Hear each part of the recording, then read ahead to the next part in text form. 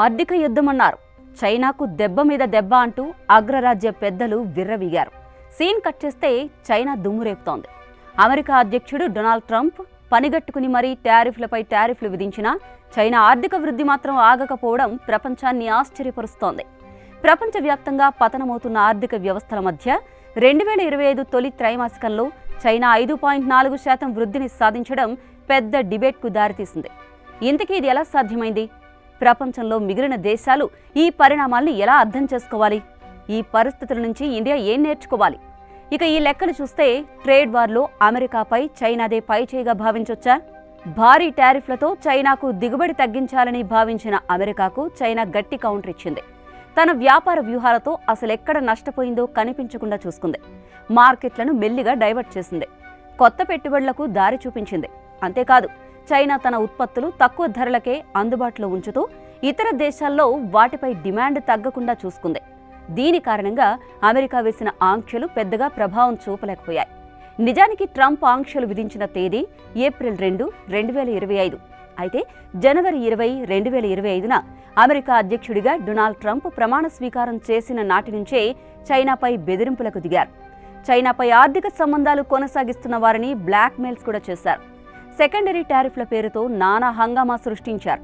అయితే ఇవేవి చైనాను ఆపలేకపోయాయి. 2025 మొదటి త్రైమాసికంలో వచ్చిన జీడీపీ గణాంకాలు చూస్తే చైనా ఆర్థిక వ్యవస్థ కాస్త కోలుకుంటుందనే కాదు, తిరిగి దూసుకుపోతుందనే సందేశం స్పష్టంగా కనిపిస్తోంది. అమెరికా ప్రయత్నించిన ఆర్థిక ఒత్తిళ్లు, వ్యాపార ఆంక్షలు కొంతవరకే ప్రభావం చూపించాయి. అటు క్రిప్టో, టెక్, మ్యానుఫ్యాక్చరింగ్ రంగాల్లో పెట్టుబడుల రూపంలో చైనా దూకుడుగా ఉండడం దీనికి ప్రధాన కారణంగా తెలుస్తోంది. అంతేకాదు, అమెరికా సరఫరా గొలుసులపై ఆధారపడే యూరప్, ఆసియా దేశాలకి చైనా ఆల్టర్నేట్గా మారింది. అయితే రానున్న రోజుల్లో చైనా ఫేస్ చేయాల్సిన సమస్యలు చిన్నవేవీ కాదు. ట్రేడ్ వార్ నుంచి తాత్కాలికంగా బయటపడ్డట్టు కనిపించినా లాంగ్ టర్మ్లో మాత్రం అమెరికా పెడుతున్న ఇబ్బంది పెట్టవచ్చు. డొనాల్డ్ ట్రంప్ ఆంక్షలు గ్లోబల్ మార్కెట్లలో చైనా ఉనికిపై ప్రభావం చూపే అవకాశం ఉంది.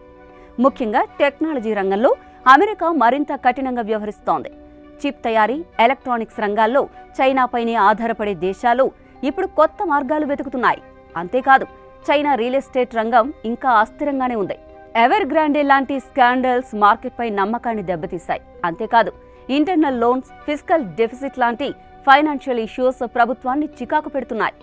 ఓవైపు ఇలాంటి సమస్యలున్నా మరోవైపు చైనా వృద్ధి సాధిస్తుండడం ప్రపంచ దేశాలను షాక్కు గురిచేస్తోంది. ఇప్పుడు ప్రపంచం మొత్తం చైనా సాధించిన అభివృద్ధి వైపు తిరిగి చూస్తోంది. ఇన్ని ఆంక్షలు, ట్రేడ్ వార్ మధ్య చైనా ఎలా నిలబడిందనే విషయంపై అంతర్జాతీయంగా చర్చలు జరుగుతున్నాయి. ఎవరి ఒత్తిళ్లు లెక్క చేయకుండా చైనా వ్యవహరించిన తీరు నిజంగా అద్భుతమని చెప్పాలి.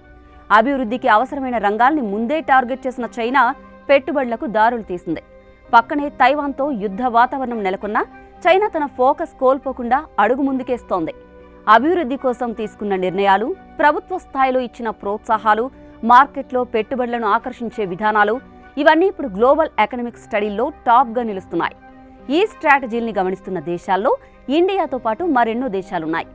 ఎన్ని దెబ్బలు తగిలినా దేశం అంతర్గతంగా స్ట్రాంగ్గా ఉంటే ఎకానమీని నిలబెట్టుకోవచ్చనే పాఠం చైనా నేర్పుతోంది. మొత్తానికి ట్రేడ్ వార్ కథలో ఒక్కటి మాత్రం చాలా క్లియర్గా అర్థమవుతోంది. చైనా దూకుడు అమెరికాను మించిపోయింది. ఈ ఆర్థిక యుద్ధంలో అమెరికాపై ఇప్పటి వరకు పైచేయి సాధించింది చైనానే అని చెప్పొచ్చు.